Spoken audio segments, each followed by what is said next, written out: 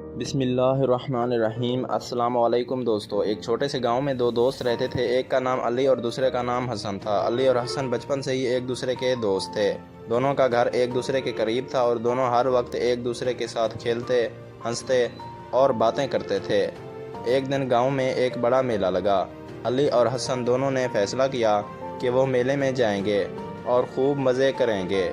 دونوں نے اپنی والدہ سے پیسے لے کر میلے کا راستہ پکڑا، لیکن جب وہ میلے میں پہنچے تو وہاں بہت زیادہ بھیڑ تھی اور کسی کو بھی صحیح طریقے سے کھیلنے کا موقع نہیں مل رہا تھا۔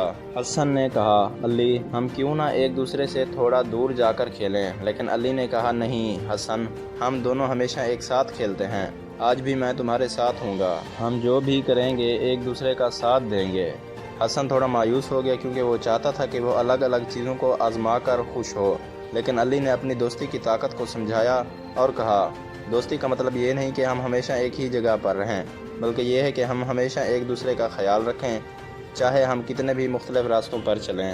حسن نے علی کی بات سمجھی اور کہا، تم بالکل ٹھیک کہتے ہو علی، ہم ایک دوسرے کا ساتھ دیں گے اور آج کا دن ہم دونوں یادگار بنائیں گے۔ دونوں نے میلے کی سیر کی اور بہت سی خوشیاں حاصل کیں۔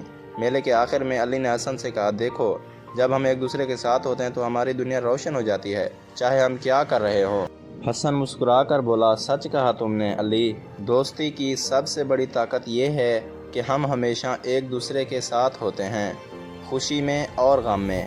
اس دن کے بعد علی اور حسن نے ہمیشہ ایک دوسرے کا ساتھ دیا اور اپنے دوستوں کے لیے ایک مثال بن گئے۔ وہ جان گئے تھے کہ سچی دوستی وہ ہے جس میں دونوں ایک دوسرے کا خیال رکھیں اور کبھی ایک دوسرے کا ساتھ نہ چھوڑیں۔